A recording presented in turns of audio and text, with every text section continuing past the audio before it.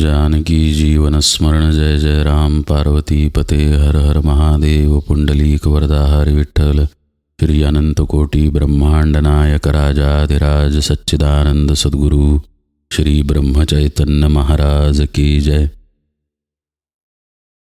आपण श्री महाराजांच्या सेवेमध्ये दासबोधातील शिष्य लक्षणे पाहत आहे. वेगवेगळ्या दृष्टिकोनातून समर्थ आपल्याला शिष्यत्व कसं असतं, कसं असावं हे दोन्ही प्रकार समजावून सांगत आहेत. मनुष्याची दोन व्यक्तिमत्व असतात, एक आंतरिक आहे आणि एक बाह्य आहे. बाह्य आणि आंतरिक या दोन्ही पद्धतींनी समर्थांनी शिष्य लक्षण सांगितले आहेत. बाहेर त्याचं वर्तन कसं पाहिजे आणि अंतरामध्ये त्याची चित्तवृत्ती कशी पाहिजे. मनुष्याला सुखदुःखाचा जो अनुभव येतो तो आपण विस्तृतपणे पाहिला. समर्थांनी दुःखावरती का भर दिला हेही आपण पाहिलं.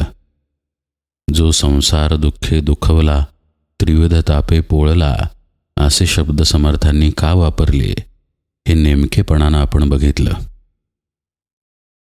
एक गोष्ट लक्षात घेण्यासारखी आहे की संतांच्या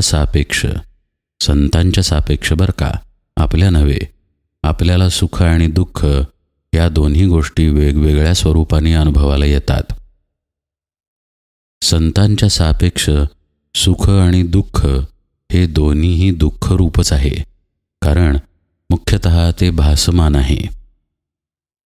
दुःख तर उघडपणे त्रासदायक आहे याचा अनुभव सगळ्यांनाच आहे.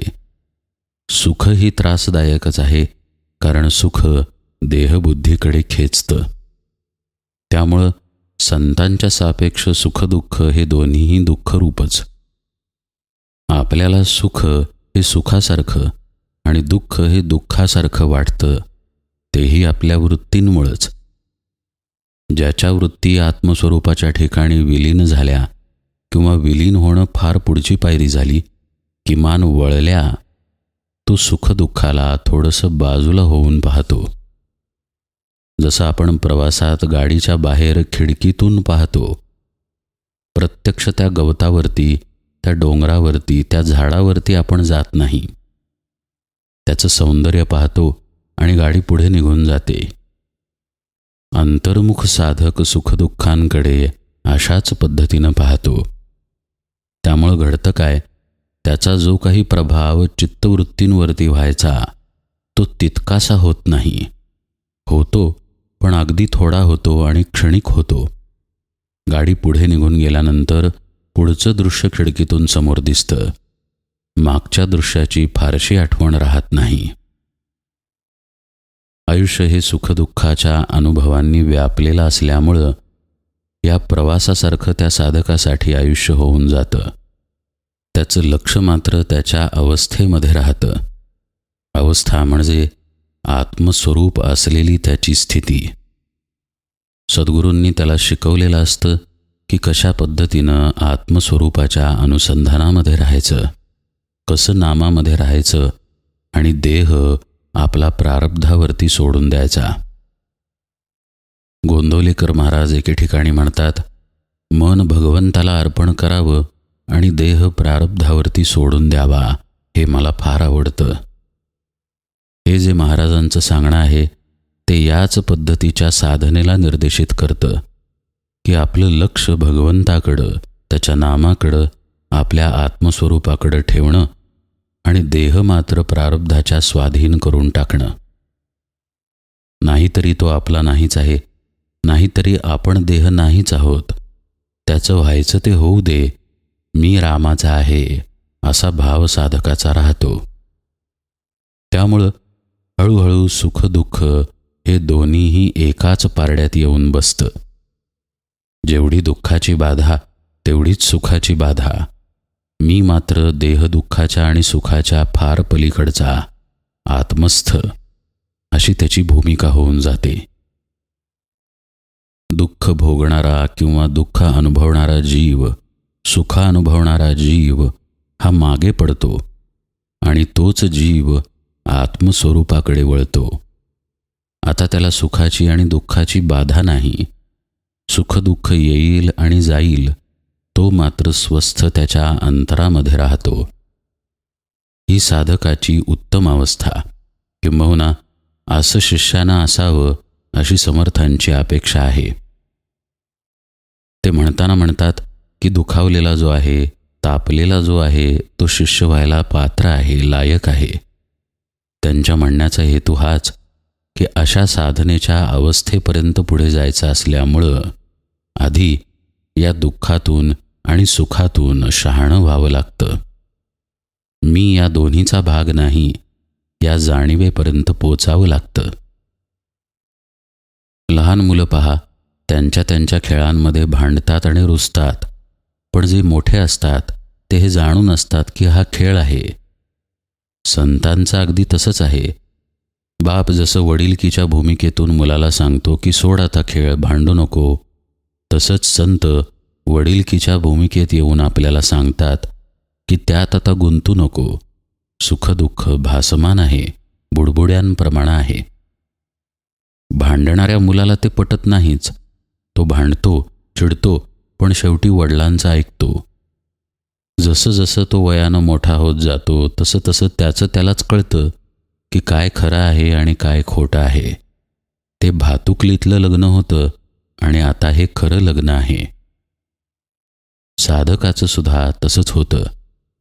सद्गुरुवचन सुरुवातीला पटेलच असं नाही, पण जसजसा तो साधनेत पुढे जाऊ लागतो तसतसं सद्गुरूंचं वचन त्याला पटायला लागतं आणि प्रचिती येऊन त्याची श्रद्धा दृढ होते. इथपर्यंत पोहोचण्यासाठी त्यानं किमान सद्गुरूंवरती विश्वास ठेवणं मात्र गरजेचं आहे. म्हणून त्याचा संसार दुःखे दुखवलापासून सद्गुरूचरणांपर्यंत येण्याचा प्रवास समर्थांनी आपल्याला सांगितला की कशा पद्धतीनं तो सद्गुरूचरणांना दृढतेनं धरून राहतो आणि मग खऱ्या अर्थानं मोक्षाचा अधिकारी बनतो. कालपर्यंत आपण 38 ओव्यांचा परामर्श पाहिला. आज आपण आता 39व्या ओवीत प्रवेश करूया. 39व्या ओवीत समर्थ काय म्हणतायत पहा. जो सद्गुरु वचने निवाला, तो सायोज्यतेचा आखिला, संसार संगे पांगिला न वचे कदा.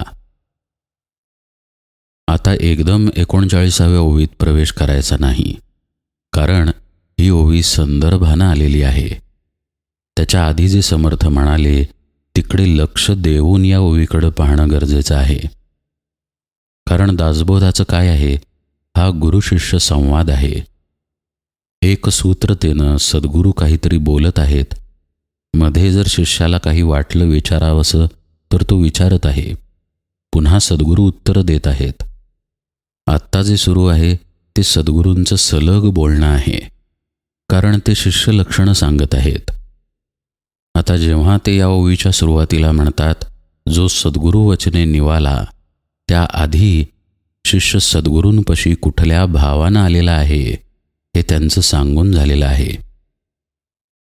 लक्षात घ्या, त्रिविध तापांनी पोळलेला जीव नंतर अंतर्मुख झालेला आहे. नंतर त्याच्या मनात वैराग्य निर्माण झालेला आहे आणि मग तो सद्गुरूचरणी स्थिर झालेला आहे. मध्ये समर्थांनी हेही आपल्याला सांगितलं की जे अविश्वासानं सद्गुरूंना सोडतात त्यांची गत काय होते, पण जे दृढतेनं राहतात ते सायुज्यतेचे अधिकारी होतात. हे अलीकडच्या ओव्यांमध्ये आलं. आता त्या विषयाला धरून समर्थ पुढे जात आहेत आणि म्हणतायत की जो सद्गुरू वचने निवाला. शिष्य कसा असतो तर सद्गुरू वचनानं शांत होतो, निवतो. म्हणजे त्याला शांती आणि स्थिरता सद्गुरू वचनामध्ये प्राप्त होते. आता यात लपलेला अर्थ एक असा की सद्गुरू वचन कळायच्या आधी किंवा भेट होण्याच्या आधी अर्थातच तो शांत असत नाही. त्याची जी अस्वस्थता चालू असते, त्याची जी अस्थिरता असते, त्या अस्थिरतेला सद्गुरू शांत करतात. जीवाची ही तगमग आपण सगळ्यांनी अनुभवलेली आहे. जेव्हा आपण लहान होतो आणि आपल्या आईचा आपल्याला विरह झाला, आईच्या आठवणीनं डोळ्यांमधून घळाघळा पाणी यायला लागलं. आता कुणाकुणाला हा त्यांचा बालपणीचा अनुभव आठवणार नाही, पण आपण बाहेर हा अनुभव पाहू शकतो. आईच्या आठवणीनं रडणारं मूल आपल्याला दिसतं. आता त्याची जी अस्वस्थता आहे ती आईशिवाय कोणीही दूर करू शकत नाही. तात्पुरती आलेली अस्वस्थता कुठलं तरी खेळणं किंवा काका, मामा, भाऊ वगैरे यांनी कडेवर घेतलं तर जाऊ शकेल, पण कायमस्वरूपी ते स्वस्थ होत नाही. थोडा वेळ गेल्यानंतर का होईना त्याला आईचं लागते, दुसरं कोणी नाही, आईच. तसंच सद्गुरूंचं शिष्याच्या बाबतीत आहे. शिष्याची तडफड सद्गुरूंकडे आल्यानंतर शांत होते. सद्गुरू वचने निवाला असे शब्द समर्थ वापरतात. मूलतः काय आहे? सद्गुरू ही व्यक्ती नसून तत्व आहे, शक्ती आहे. ती देहाचं निमित्त धरून कार्य करते ही गोष्ट खरी आहे, पण राहते ती शक्ती स्वरूपच. त्यामुळं तिचं खरं वास्तव्य तिच्या वचनांमध्ये आहे. जसं की गोंदवल्यामध्ये श्री महाराज आहेत यात काही शंकाच नाही. जो नाम घेतो त्याच्यापाशी ते आहेत यातही काही शंका नाही. पण आणखी एके ठिकाणी श्री महाराजांचं अस्तित्व आहे आणि ते म्हणजे त्यांचा उपदेश. त्यांनी जे शिष्यांना सांगितलेलं आहे त्या वचनांमध्ये ते आहेत. समर्थ म्हणतायत, शिष्य सद्गुरू वचनांनी निवतो. याचा अर्थ त्याला त्या सद्गुरू वचनांचा आधार वाटतो. त्याची जी तडफड झालेली आहे, तळमळ झालेली आहे, ती अर्थातच अभिमानामुळे आणि अहंकारामुळे झालेली असते. पण कसं आहे, जो अभिमानानं ग्रासलेला आहे त्याला हे कळून येत नाही की मला अभिमान आहे. अभिमान आहे असं तोंडाने तो म्हणेल, पण त्याच्या आत तो भाव मुरलेला नसतो की मला अभिमान आहे. मला गणित कळत नाही ही वस्तुस्थिती शिक्षक जेव्हा ते पद्धतशीरपणे सोडवून दाखवतात तेव्हा पटते. तोपर्यंत आपापली धडपड, आपापले प्रयत्न सुरू असतात की कशा पद्धतीनं सोडवता येईल. नाही, मी सोडवणारच, मला हे जमतं, असा अभिमानही असतो. पण जेव्हा शिक्षक सांगतात की असं असं सोडवलं की सुटतं, तेव्हा वाटतं की किती हे सोपं आहे. पण त्याच वेळी हेही लक्षात येतं की आपल्याला हे येत नव्हतं. तसंच शिष्याचं सद्गुरूंच्या बाबतीत होतं.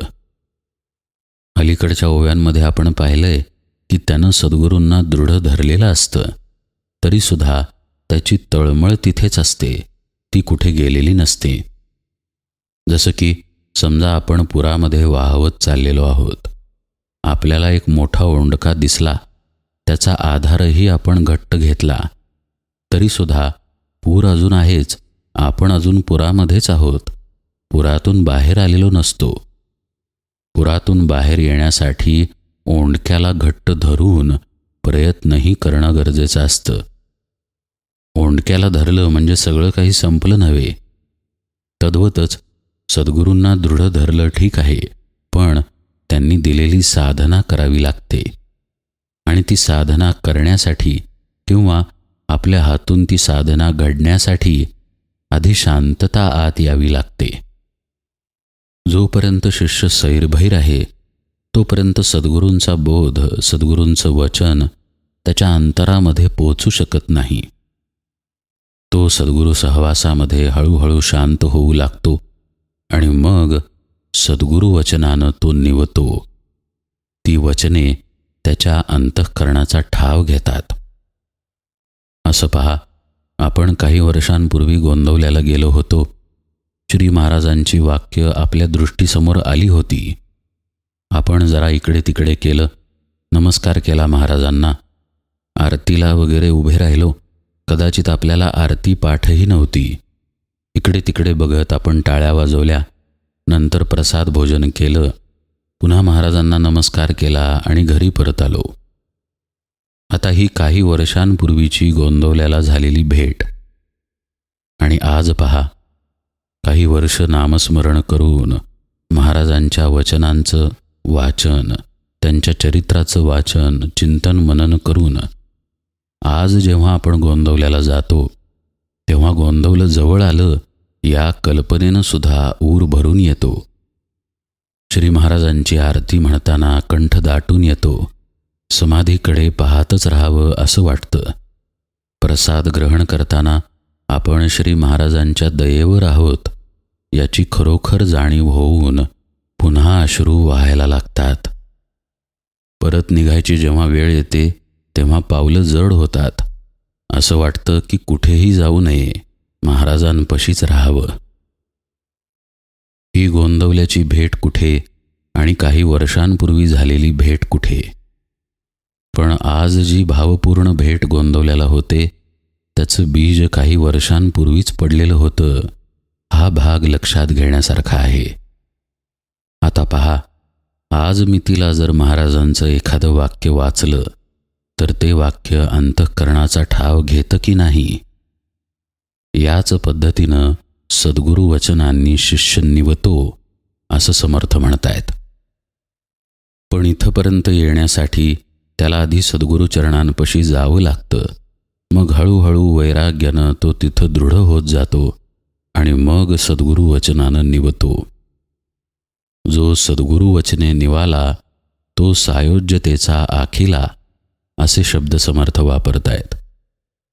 असा सद्गुरू वचनानं निवलेला शिष्य अर्थातच सायुज्य मुक्तीचा अधिकारी होतो. त्याला सायुज्यता प्राप्त होत नाही निश्चित, अजून त्याला साधना करायची आहे, पण तो त्या मुक्तीसाठी अधिकारी होतो. असाच जर तो साधना मार्गावरती राहिला, सद्गुरुपदिष्ट साधनेमध्ये दृढतेनं राहिला तर सायुज्यता मिळतेच मिळते. सद्गुरू वचनांमध्ये निवणं ही खरं म्हणजे साधनेची सुरुवात आहे. सद्गुरूंचं वचन, सद्गुरूंचा उपदेश, त्यांचा बोध यांना आता अंतःकरणाचा ठाव घेतलेला आहे. अंतःकरणाचा ठाव घेणं ही एक वेगळी अवस्था आहे बरं का. नाहीतर वचने आधी कानावर येतच होती, वाचनातही येत होती, पुस्तक मिटलं जात होतं आणि आपण पुन्हा आपल्या इंद्रियांच्या स्वाधीन होऊन आयुष्य जगत होतो. आता तसं होत नाही. आता सद्गुरू वचन अंतःकरणाचा ठाव घेतं. कधीकधी सद्गुरूंचं एक वाक्य कित्येक रात्र शिष्याला झोपू देत नाही. अशी साधना घडली पाहिजे या तीव्रतेनं साधक नाम घ्यायला लागतो, ध्यानाचे प्रयत्न करायला लागतो. संतश्रेष्ठ गुळवणी महाराज सगळ्यांना माहीत असतील. त्यांच्या परंपरेमध्ये त्यांचे उत्तराधिकारी होऊन गेले श्री मामासाहेब देशपांडे. मामासाहेब देशपांड्यांच्या ज्या मातोश्री होत्या त्या अशाच कठोर तपस्विनी होत्या. मामासाहेबांनी आपल्या आईला झोपताना कधी पाहिलंच नाही. खूप पूर्वीचा काळ, त्यामुळे सडा संमार्जनापासून उष्टी खरकटी काढण्यापर्यंत सगळी कामे त्या करायच्या. आता ही कामे दिवसा करताना ते आईला पाहायचे आणि रात्री कधी चुकून जाग आली तर आई एकतर नामस्मरण करताना दिसायची किंवा ध्यानाला बसलेली किंवा खोलीमध्ये चालत चालत नामस्मरण करताना दिसायची. त्यांनी आईला एकदा विचारलं की आई झोप येत नाही का? आईनं उत्तर दिलं, झोपायला वेळ कुठे आहे? मनुष्यजन्म कधी संपेल सांगता येत नाही. ही जी जागृती आहे ही खरी जागृती आहे. हा जो भाव आहे हा खरा भाव आहे आणि ही खूण आहे सद्गुरू वचनामुळे निवालेल्या शिष्याची. हे झालं सद्गुरू वचन अंतःकरणावरती ठसणं. महाराज म्हणतायत ना, नामाशिवाय जगायचं नाही हे पक्क ठरवा. हे जर सद्गुरू वचन खरोखर अंतःकरणावरती ठसलं तर विचार करा, आपण नाम घेण्याचा किती कसोशीनं प्रयत्न करू. आणि असा जो प्रयत्न करतो तो अर्थातच सायुज्य मुक्तीचा अधिकारी होतो, हे वेगळेपणानं सांगण्याची गरज नाही. समर्थ म्हणतायत, संसार संगे पांगिला न वचे कदा. अशा शिष्याला संसारातल्या संकटांनी काही फरक पडत नाही. त्या संकटांची बाधा त्याला होत नाही, कारण तो जिथे दृढ असायला पाहिजे तिथे दृढ झालेला असतो. संसार संगे पांगिला असे शब्द समर्थ वापरतात. याचा अर्थ असा, संसारातील संकटे कुठे पळून जात नाहीत किंवा यायची थांबत नाहीत. एक लक्षात घ्या, आपला देह प्रारब्धाच्या अधीन आहे. सांसारिक संकटे, दुःख, सुख हे अनुभव येणारच आहेत. शिष्य मात्र सद्गुरू वचनांनी निवलेला असल्यामुळं त्याला या संसार दुःखाची बाधा होत नाही. आणि बाधा झाली नाही तर ते दुःख असलं म्हणून बिघडलं कुठे? गोंदवलेकर महाराज म्हणत नाहीत का, देहबुद्धी नाम कमी करतं नव्हे भस्म करतं. मग देहाला काही झालं तर होऊ दे, त्या ठिकाणी आपण आसक्त नाहीच ना. देहभोगाचा परिणामच जर मनावर होणार नसेल तर मग देहभोग असले म्हणून बिघडलं कुठे? श्री महाराज तर त्याच्या पुढे जाऊन म्हणतात की देहभोग वाट्याला आले तर जसं कर्जाचे हप्ते देताना आपल्याला आनंद होतो तसा आनंद झाला पाहिजे की भोग कमी होत आहेत. श्री महाराजांची वचने म्हणा किंवा समर्थांचं हे सांगणं म्हणा, त्यामध्ये गर्भित अर्थ अत्यंत महत्त्वाचा आहे की आपण सद्गुरू वचनांमध्ये निवलेले आहोत की नाहीत हे पाहणं गरजेचं आहे. खऱ्या अर्थानं आपण त्या वचनांना आपल्या अंतःकरणामध्ये उतरवलेलं आहे की नाही हे पाहणं गरजेचं आहे. आणि म्हणूनच जो सद्गुरू वचने निवाला हा विषय सद्गुरुचरणांशी दृढ झाल्यानंतर समर्थांनी घातलेला आहे.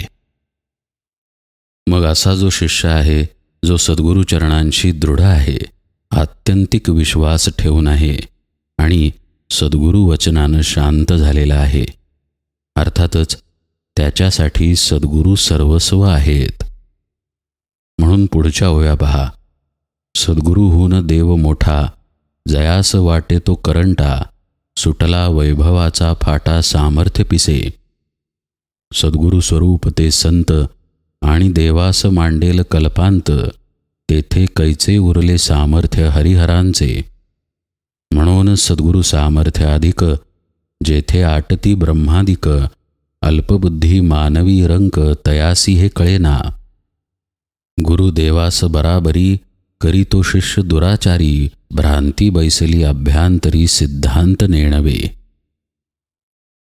असा शिष्य सद्गुरूंना सर्वोच्च स्थानी ठेवतो आणि असा जो ठेवू शकत नाही तो करंट आहे असं समर्थ म्हणतायत. गुरु आणि देवाची बरोबरी कसली करता?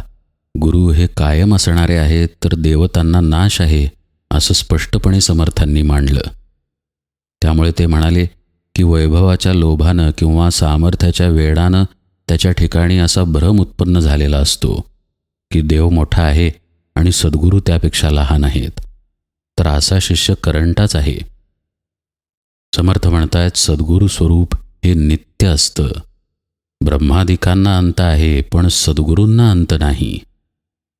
तर ते म्हणतात हरिहरांची तरी काय किंमत आणि सामर्थ्य सद्गुरूंच्या पुढे. पण अल्पज्ञ जे जीव असतात त्यांना हे सद्गुरूंचं महात्म्य कळत नाही, म्हणून ते गुरु आणि देव यांची बरोबरी करतात. समर्थ म्हणतायत हे भ्रांती आत असल्यामुळं घडतं. शिष्याला अजून कळलेलं नसतं गुरुचं महात्म्य. किंबहुना त्यांचं असं सांगणं आहे, ज्याला हे महात्म्य कळत नाही तो खरं म्हणजे शिष्य नाहीच, तो करंटा आहे. जो प्रवास साधनेचा सद्गुरुपदिष्ट साधनेनं करायचा आहे, ती साधना जे देतात ते सर्वश्रेष्ठ असलेच पाहिजेत. अहो, भगवान शंकरांनी गुरुगीता सांगितली. प्रत्यक्ष शिव असं म्हणतात की गुरुर्ब्रह्मा गुरुर्विष्णू गुरुर्देवो महेश्वरः, गुरुस्साक्षात परब्रह्म तस्मै श्री गुरुवे नमः. तिथे आपण कोण? पण ज्याला या तत्वाची महती पूर्णपणे कळली नाही आणि ज्याच्याजवळ स्वतःच्या बुद्धीचं ओझं आहे, तो अशा अल्पज्ञ गोष्टी करतो. कधी देव श्रेष्ठ मानतो तर कधी गुरु आणि देव यांची बरोबरी करायला जातो. समर्थ म्हणतात हा सगळा करंटेपणा आहे. समर्थांची ही एक वैशिष्ट्यपूर्ण शैली आहे. कारण आधी त्यांनी हे सांगितलं की शिष्य कसा असतो आणि कशा पद्धतीनं तो दृढतेनं राहतो, आणि हे सांगता सांगता मध्येच त्यांनी आपल्याला सांगितलं की करंटपण काय आहे. सद्गुरू प्राप्ती झाली ही भाग्याचीच गोष्ट निर्विवाद, पण ती प्राप्ती होऊनही जर आपल्या बुद्धीमुळं, आपल्या अज्ञानतेमुळं आपल्याला असं वाटलं की देव आणि सद्गुरू एकच आहेत किंवा देव सद्गुरूंपेक्षा मोठा आहे, तर ते करंटपण आहे. म्हणजे पहा, समर्थ आपल्याला प्रत्येक पातळीवरती जाऊन शिष्य लक्षण सांगत आहेत. खरं म्हणजे आता सद्गुरू वचनी निवाला इथंपर्यंत शिष्याचं लक्षण पोचलेलं होतं. तरीसुद्धा त्यांनी पुढे सांगितलं की शिष्य कसा करंटा ठरू शकतो. कधी त्याला माया आपल्या तावडीत घेईल, कधी त्याच्यापाशी असलेल्या ज्ञानाचा त्याला अहंकार येईल आणि सद्गुरूंना तो कमी लेखू लागेल, हे सांगता येत नाही. पुढे ते म्हणतात, देव मनीषी भाविला, मंत्री देवपणासी आला, सद्गुरू न वचे कल्पिला ईश्वराचेनी. म्हणून सद्गुरू पूर्णपणे देवाहून अधिक कोटी गुणे, जयासी वर्णिता भांडणे वेदशास्त्री लागली. समर्थ म्हणतायत, देवांनाही सद्गुरूंची कल्पना येणार नाही आणि देव खरं म्हणजे मनुष्यानं कल्पनेनं बनवलेला आहे. मंत्रामुळं देवाला देवपण येतं असं ते म्हणतात, पण सद्गुरू तत्व असं आहे की त्याची कल्पना देवालाही ईश्वरालाही करता येत नाही आणि म्हणूनच ते पूर्णपणे श्रेष्ठ आहेत. देवाहून अधिक कोटी गुणे असे शब्द समर्थ वापरतात. एकूण काय, वर्णन करता येणार नाहीत असे ते आहेत. त्यांचा महिमा इतका अगाध आहे की तो कोणत्याही शब्दांमध्ये बसत नाही. जयासी वर्णिता भांडणे वेदशास्त्री लागली. वेद आणि शास्त्रे यांनाही सद्गुरू महात्म्य कळलं नाही किंवा कळणार नाही, इतकं ते अगाध आहे. हे सद्गुरूंचं महत्त्व मध्येच समर्थांनी अशासाठी सांगितलं, कारण शिष्यानं हा भाव अंतःकरणात धरणं गरजेचं आहे. म्हणून हे शिष्य लक्षणात आलेलं आहे. खरं म्हणजे सद्गुरू स्तवनामध्ये किंवा गुरुवर्णनामध्ये या गोष्टी समर्थांनी सांगितल्या होत्या, पण शिष्याचं कसं आहे, त्याला सद्गुरू भेट झालेली असते पण तो पूर्ण झालेला नसतो. तर अपूर्णतेच्या अवस्थेमध्ये कधी ज्ञानाचा अहंकार वर चढेल, कधी माया तावडीत घेईल, कधी अभिमान आपल्या जवळ घेईल आणि शिष्याची घसरण होईल, हे सांगता येत नाही. म्हणून समर्थ सद्गुरूंचं महात्म्य पुन्हा वर्णन करतात की असं करंट तुम्ही होऊ नका, सद्गुरूंना कमी लेखू नका आणि त्यांची तुलना करायलाही जाऊ नका. देवांबरोबर सद्गुरूंना पारड्यात बसवू नका आणि देव सद्गुरूंपेक्षा मोठे आहेत असं तर मानूच नका. ना वेद मोठे, ना शास्त्रे मोठी, ना भगवंत मोठा, कोणीही सद्गुरूंपेक्षा मोठं नाही. असं म्हणून शेवटी ते म्हणतात, असो सद्गुरुपदा पुढे दुजे काहीच न चढे, देव सामर्थ्य ते केवढे मायाजनित. सद्गुरूंपुढे काहीही श्रेष्ठ नाही, कारण ते संपूर्णपणे प्रकृतीला सोडून आहेत, मायेपलीकडील आहेत. त्यामुळं जे काही सामर्थ्य मायेमध्ये येतं, मग ते शब्द सामर्थ्य असो किंवा देवी देवतांचं असो, त्यांचं सद्गुरूंपुढे काहीही चालत नाही. सद्गुरूंचा विषय आला की जसं ज्ञानेश्वर महाराजांचं ज्ञानेश्वरीमध्ये होतं, तसं कधीकधी समर्थांचं होतं. सद्गुरू प्रेमामध्ये ते अक्षरशः भिजून जातात आणि म्हणूनच अजूनही शिष्यलक्षणे सुरू आहेत, तरी सद्गुरू महिमा समर्थ वर्णन करतायत. त्या विषयाकडे आपण आता यथावकाश येऊया. आज निरूपण सेवेला इथेच विराम देतो. जानकी जीवन स्मरण जय जय राम.